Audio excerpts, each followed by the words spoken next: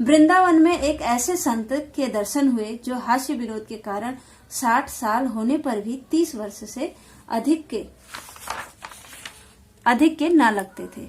अब वृंदावन में लेकर कहते हैं कि वहां एक व्यक्ति से मेरी मुलाकात हुई जो कि 60 साल के थे, लेकिन वो देखने में ऐसे लग रहे थे जैसे कि वो क्या हो 30 साल के भी ना हो।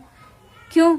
क्योंकि वो क्या थे, हमेशा हंसते रहते थे। उन्होंने बताया कि चिंता से मेरा कोई वास्ता नहीं है, मैं चिंता नहीं करता, ठहाका मारकर हंसता हूँ और जो कुछ मिलता है उसे खा लेता हूँ। यदि भोजन ना मिले तो कोई परवाह नहीं, हंसना ही हमारी ताकत है। तुम सब भी हंसो और चिंता की लपटों से दूर रहो, चिर तरुण बने रहोगे। चिर तरुण का होता है लंबे समय तक क्या रहोगे, जवान बने रहोगे। तो यहाँ क्या कहते हैं वो व्यक्ति कि चिंता से तो मेरा कोई वास्ता नहीं है, मैं हंसता रहता हूँ हमेशा, जो कुछ मिलता है उसे खा लेता हूँ, कभी मिलता है तो ठीक है, नहीं मिलता है तो भी ठीक है। और अगर तुम हंसते रहोगे तो तुम क्या रहोगे, बहुत साल तक जवान रहोगे। हंसमुख व्यक्ति को देखकर यह धारणा बनती है कि उसके मन में कोई गांठ नहीं है, कोई उलझन नहीं है। हंसता हुआ चेहरा ऐसा दर्पण है, यानी शीशा है, जिसमें मन की स्वच्छ भावनाएं प्रतिबिंबित होती है। ऐसे व्यक्ति के मित्र भी आसानी से बन जाते हैं। एक विक्रेता को मोहक मुस्कान वह काम कर जाती है जो किसी जेब कतरे की कैंची नहीं कर पाती। एक हंसमुख विनोद प्रिय नेता के पीछे अनुगामियों की कतार जुटी रहती है। तो यहाँ पे लेखक कहते हैं कि जिन व्यक्तियों के मन में क्या होती है, हंसी होती है, जो हंसते रहते हैं, उनके मन में कोई गांठ नहीं रहती है, किसी के प्रति द्वेष भावना नहीं रहती है, और वो उनके सामने ये सब उनके भावनाओं में या उनके व्यक्तित्व में झलकता ही है। ऐसे व्यक्ति को मित्र बनाना क्या होता है, मित्र भी बड़ी आसानी से मिल जाते हैं। और कहते हैं कि अगर एक पुस्तक विक्रेता है ना, एक विक्रेता है या कोई सामान बेचने वाले दुकानदार है, अगर वो मुस्कुरा के, उसकी मोहक मुस्कुराहट है तो वह इतना अच्छे से काम कर जाते हैं, इतने अच्छे अपने ग्राहक बना लेते, इतने सारे ग्राहक बना लेता है। किस कारण? अपनी एक मुस्कुराहट के कारण। लेकिन जो कि कौन नहीं कर पाता, एक जेब कतरा भी कैंची से नहीं कर पाता है ना। तो ऐसा काम कौन नहीं कर पाता, एक जेब कतरा अपनी कैंची से भी नहीं कर पाता जितना कि एक पुस्तक विक्रेता कमा लेता है, या कोई एक विक्रेता कमा लेता है। किससे? मुस्कुराहट से अपनी। हम हंसमुख विनोद प्रिय नेता को ही देखते हैं कि उसके पीछे अगर वो क्या है, हंसमुख नेता है, तो उसके पीछे अनुगामी यानी पीछे पीछे चलने वाले लोगों की संख्या यानी कतार, बहुत बड़ी लंबी लाइन लग जाती है। सामाजिक जीवन में भी हास्य विनोद की बड़ी उपयोगिता है। हंसी के एक झोंके से मन का मैल धुल जाता है। जिस व्यक्ति के भाषण में हास्य विनोद का पुट होता है, उससे लोग सर्वाधिक प्रभावशाली होते हैं। और सामाजिक जीवन में भी क्या है, हास्य का यानी हंसी का अपनी ही उपयोगिता है। आपने देखा होगा कि हंसी के एक झोंके से हमारा क्या हो जाता है, मन का मैल दूर हो जाता है। और व्यक्ति जो होता है अपने भाषण में हास्य विनोद अगर कर दे तो सभी लोग उससे क्या हो जाते हैं, प्रभावित हो जाते हैं। पाश्चात्य देशों में आपने सुना होगा अप्रैल फूल बोलते हैं, अप्रैल फूल मनाते हैं। उस दिन क्या करते हैं, सभी लोग एक दूसरे को झूठ बोलते हैं और फिर क्या करते हैं, इसी प्रकार एक दूसरे की मजाक उड़ाते हैं, लेकिन कोई बुरा भी नहीं मानता है। ऐसा ही हमारे देश में भी होली का त्योहार होता है। उस अवसर पर सभी लोग क्या करते हैं, एक दूसरे को रंग लगाते हैं, कितनी बुरी तरीके से भी लगाते हैं, लेकिन हंसते हुए प्रेम से एक दूसरे के गले भी मिलते हैं। हास्य विनोद केवल स्वस्थ शरीर का ही लक्षण नहीं है, स्वस्थ मन का भी सूचक है। हास्य विनोद चुंबक की भांति सफलता को अपनी ओर खींचता है। अमेरिका के राष्ट्रपति अब्राहम लिंकन तो अपनी मेज पर हर समय हास्य रस की कोई न कोई पुस्तक रखा करते थे। सर्कस में हंसाने के लिए जोकर अवश्य होते हैं। इसी प्रकार बीरबल अपने हास्य विनोद के चुटकुलों से अकबर महान के हृदय को गुदगुदा देते थे।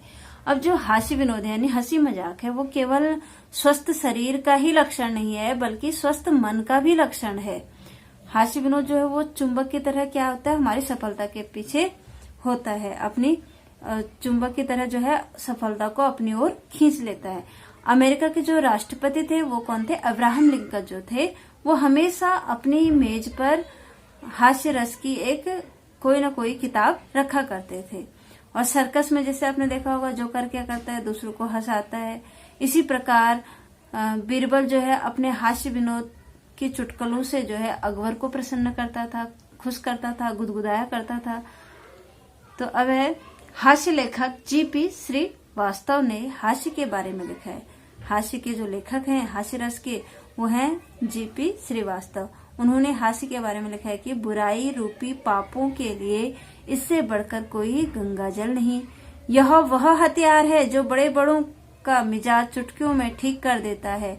यह वह कोड़ा है जो मनुष्य को सीधी राह से बहकने नहीं देता है। मनुष्य ही नहीं, धर्म और समाज को भी सुधारने वाला अगर कोई है तो यही है।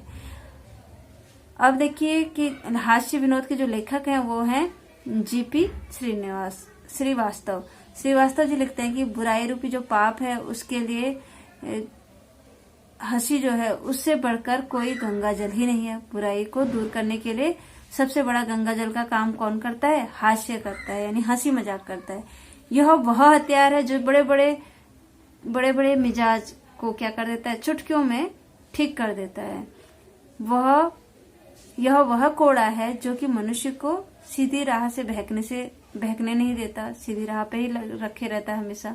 मनुष्य नहीं, धर्म समाज और समाज को सुधारने वाले अगर कोई है तो वह हंसी है। किंतु इतना ध्यान रखना चाहिए कि हास्य इतना अमर्यादित न हो जाए कि दूसरों को कष्ट पहुंचाए। हास्य विनोद का उपयोग मनोविनोद के लिए होना चाहिए, न कि दूसरों को घायल करने के लिए या तलवार बनाना चाहिए। तो कह रहे हैं कि किंतु तुम्हें हमेशा यह ध्यान रखना है कि हास्य रस जो है वो अमर्यादित न हो, यानी मर्यादा से बाहर न हो और दूसरों को कष्ट पहुंचाने वाला न हो। हास्य विनोद का उपयोग मनोविनोद के लिए करना चाहिए, अपने मन को मनोरंजन के लिए करना चाहिए, ना कि दूसरों को घायल करने के लिए, दूसरों को दुख पहुंचाने के लिए या घायल करने के लिए तलवार उसे बनाया जाए। इस प्रकार हास्य विनोद की मात्रा का ध्यान रखना भी आवश्यक है। अंग्रेज लेखक हैजलिट ने कहा है, विनोद बातचीत का नमक है, भोजन नहीं। तो हास्य विनोद की मात्रा का ध्यान रखते हुए एक अंग्रेज लेखक थे हैजलिट, उन्होंने कहा कि विनोद जो है बातचीत का क्या है? नमक है, भोजन नहीं है बल्कि नमक है। आपको कुछ ऐसे व्यक्ति भी मिलेंगे जो सस्ती लोकप्रियता अर्जित करने के लिए बात बात में हंसी मजाक करते हैं। समय और स्थान का ध्यान नहीं रखने से वे उपहास का पात्र बनते हैं। यदि सद्व्यवहार के साथ विनोद का मेल होगा तो मानो दूध में मधु पड़ जाएगा। आपको पता है कि कुछ व्यक्ति जो होते हैं वो क्या कहते हैं? सस्ती लोकप्रियता अर्जित करने के लिए, यानी दूसरों के लोकप्रियता को इकट्ठा करने के लिए क्या करते हैं? बात बात पर हंसी मजाक करते रहते हैं और समय और स्थान का कोई क्या नहीं रखते, ध्यान नहीं रखते हैं और क्या बन जाते हैं? खुद ही उपहास का पात्र, यानी हंसी मजाक हंसी उड़ाने का पात्र बन जाते हैं। यदि सद्व्यवहार के साथ हम विनोद का मेल होगा, यानी अच्छे व्यवहार के साथ हमारे हंसी मजाक का मेल होगा तो मानो दूध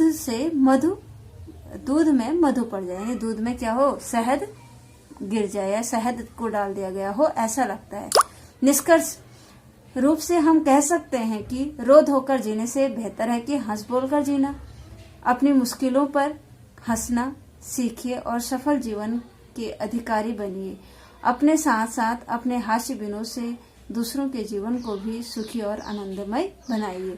तो निष्कर्ष यही निकलता है इस पाठ का कि हमें तो रोध होकर जो है जीवन नहीं जीना चाहिए, बल्कि हंस बोलकर जीना चाहिए। दूसरों की मुश्किलों पर हंसना सिखाए, यानी अपनी मुश्किलों पर हंसना सिखाए जो हमें, और हमें क्या बनाए? जीवन में सफल बनाए और सफल बनाने का अधिकारी बनाए। अपने साथ साथ अपने हास्य विनोद को जो है दूसरों के जीवन को भी सुख और आनंदमय बनाया जाए। तो आज का पाठ हमारा यही समाप्त होता है। धन्यवाद।